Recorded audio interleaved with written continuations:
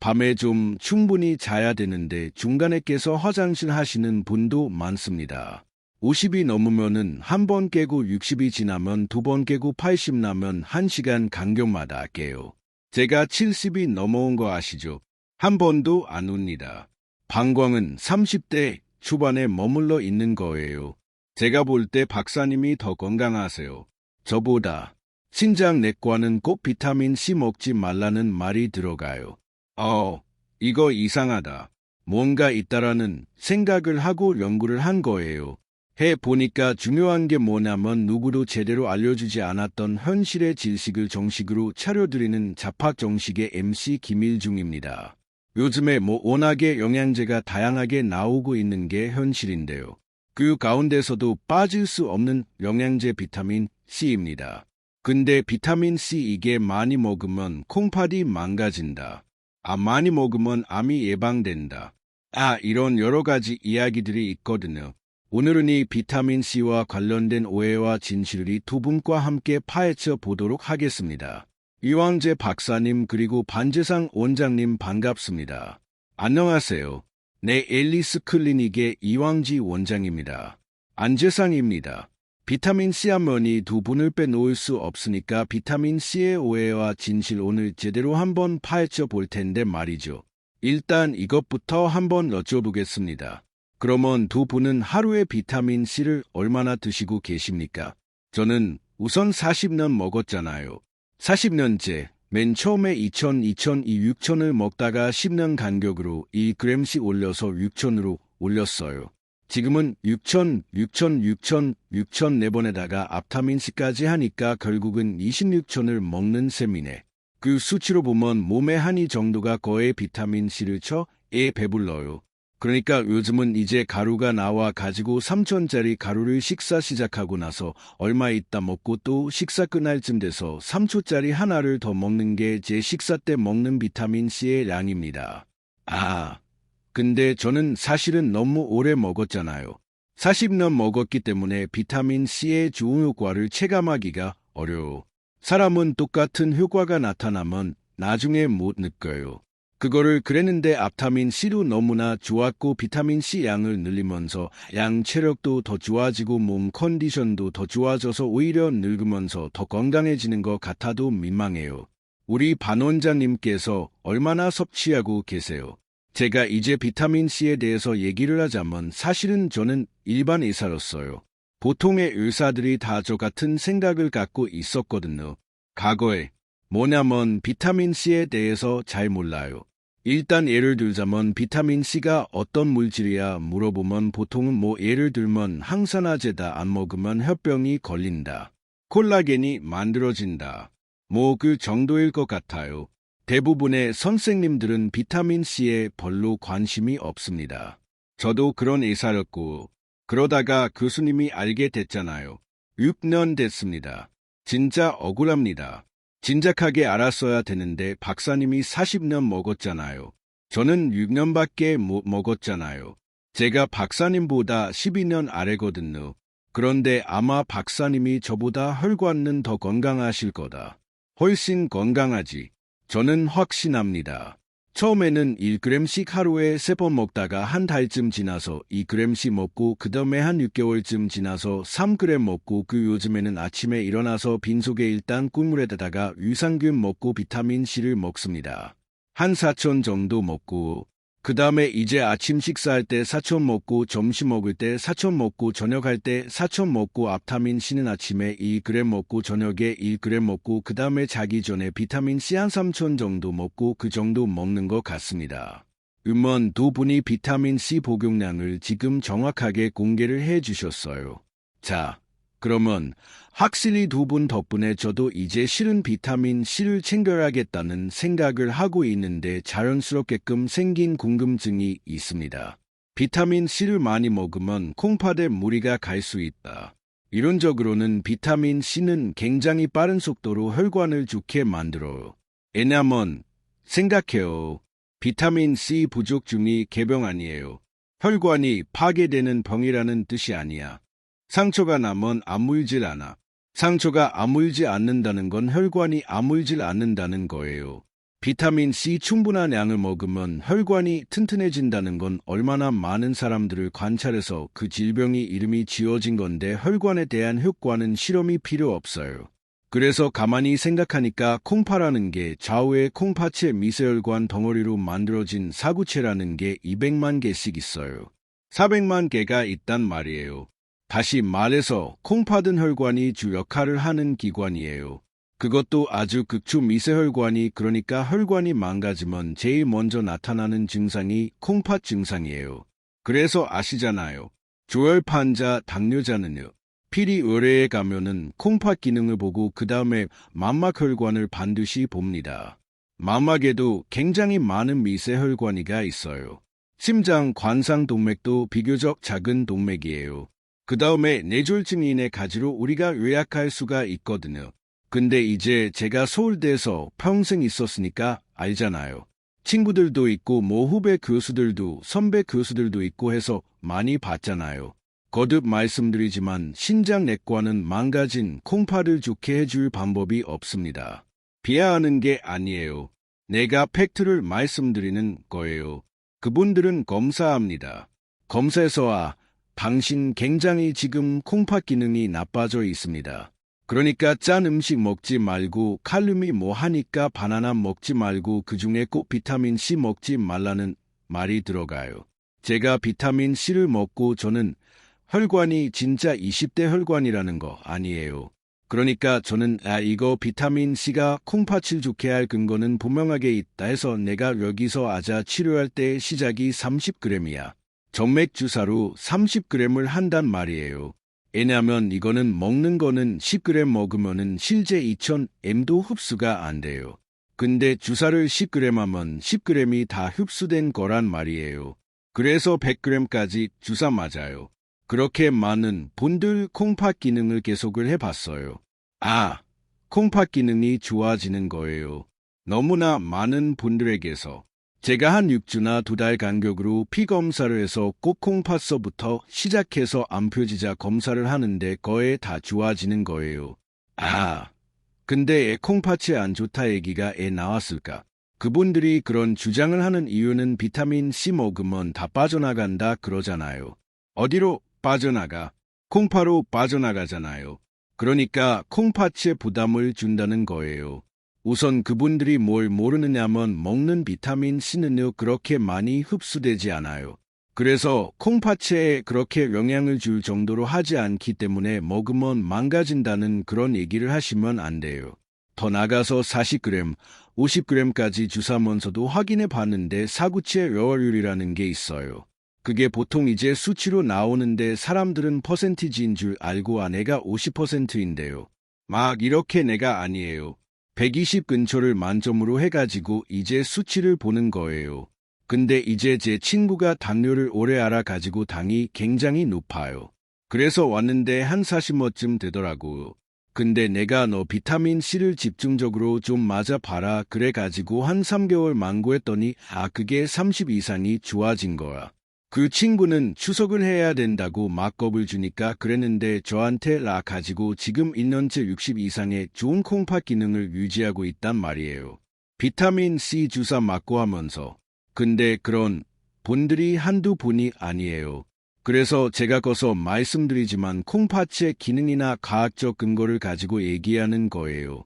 콩팥 건강에 애가 되지 않는다. 이렇게 말씀을 해 주셨는데 이런 걱정하시는 분도 계시거든요. 비타민 C가 또 결석을 만드는지에 대한 질문은 어떻습니까?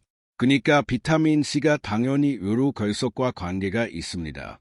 비타민 C가 대사가 되면 이제 옥살산이라는 게 만들어지는데 이게 이제 칼슘하고 결합하면은 칼슘 옥살산이 돼 가지고 돌이 될 수가 있는데 사실은 이제 예전에 결석으로 이제 고생하셨던 분들 그런 분들이 일반적으로 비타민 C를 먹어서 결석이 생길 가능성이 훨씬 늘어나는 거죠. 그렇기 때문에 예전에 요로 결석이 있었던 분들은 비타민 C를 먹을 때 조금 조심할 필요가 있는데 아시다시피 비타민 C가 너무나 좋지 않습니까? 비타민 C가 좋은 거는 어떻게 보면 수백 가지잖아요. 위암에도 도움이 되고 대장의 건강에도 도움이 되고 혈관의 건강에 도움이 되고 우리의 면역에도 도움이 되고 치매에도 도움이 될 수 있거든요. 그러니까 현대인들이 두려워하는 병들을 비타민C가 예방할 수 있는데 요로 결석 하나 때문에 비타민C를 안 먹는다. 너무 안타까운 거 아니겠습니까? 근데 요로 결석은 사실은 경험해 본들은 정말 죽습니다. 그 고통을 또 너무 통증이 심해서요. 그렇지만은 요로 결석을 충분히 예방할 수 있는 방법들이 있다는 거예요. 비타민C를 복용하면서 간단하게 말하면 우리가 소변의 흐름이죠. 만약에 시내가에 물이 흐르는데 물이 천천히 흐르면 찌꺼기가 쌓이잖아요. 그렇죠? 물이 빨리 흐르면 어떻게 됩니까? 뭐 기나 이런 게 길새가 없죠. 길가 없잖아요. 마찬가지입니다. 그러니까 우리의 소변의 흐름이 천천히 흐르면 거기서 이제 저류가 돼서 돌이 점점 자게 되고 그 돌이 어느 정도 크기 되면 걸려서 통증을 유발하겠죠. 근데 만약에 물을 충분히 드신다면 어떻게 됩니까? 금방금방 소변이 흐름이 빨라지고 돌이 생겨도 작을 때 빠져나오겠죠. 그러면 요로 결석 때문에 일단 아파할 일이 없고 두 번째는 마그네슘이나 비타민 B6를 같이 드셔주시면 결석이 생기는 거를 충분히 예방할 수 있기 때문에 저는 비타민C가 정말 우리가 첫 번째로 먹어야 될 영양제라고 생각하거든요. 요로 결석 때문에 비타민C 드시면 안 됩니다. 이렇게 얘기하는 분들이 있는데 정말 저는 답답합니다. 제가 조금만 추가를 하면은 결석은 누구나 생기는데 그러니 요로에 걸리느냐 안 걸리느냐예요. 흐름 얘기했잖아요. 소변 양이 많이 생기면 빨리 흘러내려가고 돌이 희석이 될 수밖에 없어요. 희석이 평소에 그냥 물을 충분히 드시는 분은 돌이 평소에 생기던 분도 안 생기는 거예요. 돌 환자들이 언제 병원에 실려 들어오느냐? 한여름에 실려 들어와요. 겨울에는 없어요. 왜냐면 겨울에는 땀이 안 나기 때문에 소변량이 많아요. 우리가 소변 자주 보잖아요. 그게 물을 많이 먹어야 되는 확실한 근거예요. 저기 축구하시는 분들이 쓰러져 들어와요. 축구하면서 물도 못 먹으면서 땀을 벌벌 흘리죠. 돌이 소위 농축되면서 빨리 커지는 거야. 그게 요로에 걸리는 거야. 요로 결석이 무서우시면 수분 섭취를 충분히 하고 비타민 B6와 마그네슘을 같이 드셔라. 네, 자, 사실 우리가 밤에 좀 충분히 자야 되는데 중간에 깨서 화장실 하시는 분들 많습니다. 요것도 혹시 비타민과 관련이 좀 있을까요?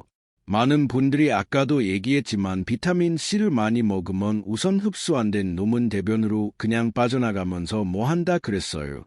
대장균을 바꿔준다 그랬잖아요. 그래서 많이 먹어야 되는 거예요. 적게 먹으면 적게 나가기 때문에 내가 실험했잖아요. 적을수록 대장 건강이 별로 안 좋다고 얘기했잖아요. 자, 흡수된 놈도 마찬가지예요. 소장에서 흡수가 되면 그게 혈관으로 들어간다는 뜻이야. 그럼 혈관에 들어간 놈은 반드시 콩팥을 거치게 돼 있어요. 이 비타민 C가 콩팥을 통해서 너무 쉽게 나가는 거야. 오줌으로. 근데 잘 생각해 보세요. 비타민 C는 사람을 제외한 모든 동물들이 몸에서 만들어요. 필요하기 때문에 많은 양을 만들어요. 내가 그래서 많은 양을 드셔야 된다고 얘기하는 거예요. 그러면 그 흡수된 놈이 얘 소변으로 나가냐 이거야.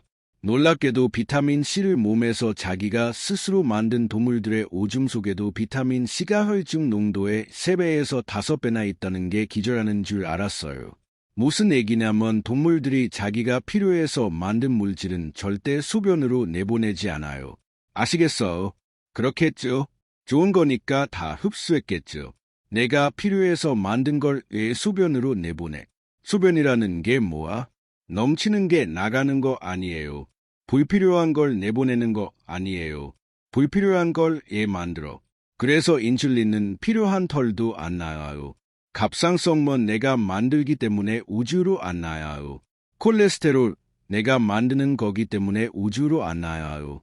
심지어는 내가 먹은 밥 포도당으로 흡수되잖아요. 포도당도 당으로는 안 나와요. 오줌에 나오는 순간병이라 그래요. 당뇨병이라고.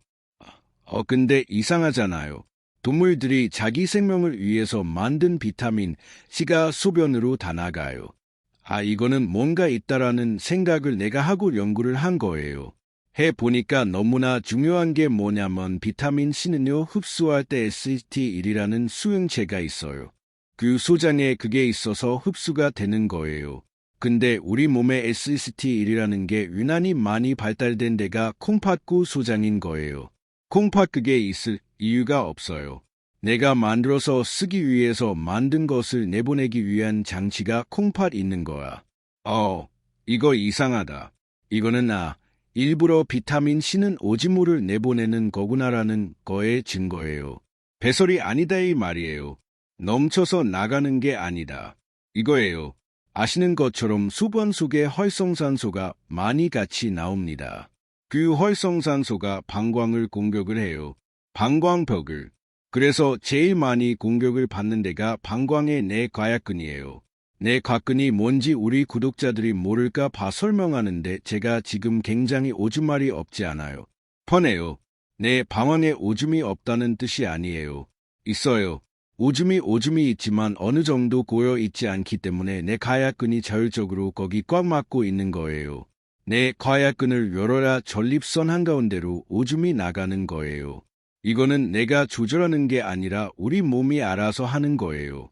자율신경에 알아서 하는 거예요. 그런데 자율신경이 알아서 하지만 궁극적으로는 바깥에는 바깥과약근이 있어요. 나 오줌만 하고 힘주잖아요. 여기 참는다는 게 바로 바깥과약근이 수축을 하는 거예요. 대변도 마찬가지고 소변도 마찬가지예요. 활성산소가 계속 제일 많이 공격하는 데가 뇌과약근이야. 그 다음에 그 위에 있는 점막까지 공격을 받아요. 그 점막 밑에는 소변을 감지하는 신경이 와 있어요. 이 방광이 이렇게 늘어날 때 점막 밑에 있는 그 감각신경이 지금 늘어나는 정도를 뇌에다가 전달하는 거예요. 주인님, 지금 일이 늘어났습니다. 어떻게 옷 좀 살까요? 근데 이제 50년쯤 지나면 방광의 점막이 손상이 되면서 사람에 따라서 활성산의 공격을 얼마나 받았나에 따라서 그 안에 숨겨져 있는 신경이 즉 소변이 찼는지를 감지해 주는 감각신경이 드러나는 거예요. 그러니까 지금 김일증 앵커만 해도 아마 밤에 차도 안 깨죠. 아직은 괜찮습니다. 그러니까 그 공격을 받기 때문에 50이 넘으면은 자다가 한 번 깨고 60이 지나면 두 번 깨고 70이 지나면 세 번 깨고 80 본 분들은요 아예 그냥 1시간 간격마다 깨요. 푹 못 주무신다는 거예요. 그게 푹 못 주무신다는 그거예요. 근데 저는 제가 70이 넘은 거 아시죠? 깜짝 놀랐습니다. 저는 11시 반에 누워서 6시 반에 딱 한 번도 안 웁니다.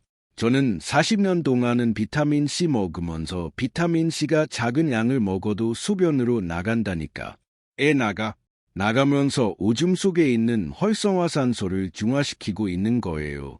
그 중화를 나는 40년을 시켰기 때문에 내 방광은 30대 초반에 머물러 있는 거예요. 그래서 그 근육 조절 이런 것들이 나는 가약품도 완벽하고 점막이 손상이 없기 때문에 신경이 노출돼 있지 않아요. 여기서 제가 지금 6년이 됐는데 80 넘은 교회 권사님들이 많이 오세요. 박사님 난 진짜 이거 자는 건지 뭔지 모르겠다고 많이 오세요. 6년 전에 그분들 제가 비타민C를 막 3,000씩 드시면서 지금 5년이 지난 가지고 박사님 내가 5번 깼는데 이제 한 번밖에 안 깨요. 막 이런 분들 얘기면 제가 너무 기분이 좋은 거야. 무슨 얘기인지 아시겠죠? 네, 비타민 안 드신 분 한 5년쯤 드시면요. 전 회복이 돼요. 회복이 되면서 횟수가 줄어드는 거예요. 제가 재해부학을 전공했기 때문에 이런 걸 찾아 수가 있는 거예요. 소위 말해서 오줌으로 나가면서 그 안에서 방광을 보호하는 기능이 있기 때문에 방광점막이 잘 보호가 돼서 방광이 민감해지지 않는 거죠. 나이가 들어도 비타민이 또 그런 영향까지 끼치는 줄 몰랐습니다. 오늘 정말 비타민C 또 이제 콩팥 건강에 대한 오해와 진실을 저희가 파헤쳐 봤는데 진짜 비타민C 챙겨 먹여야 될 것 같습니다. 네. 그 다음 시간에 꼭 기저귀를 차고 오도록 하도록. 오늘도 우리 두 박사님 정말 감사합니다. 정식 여기서 오늘은 마치도록 하겠습니다. 함께 주신 여러분 고맙습니다.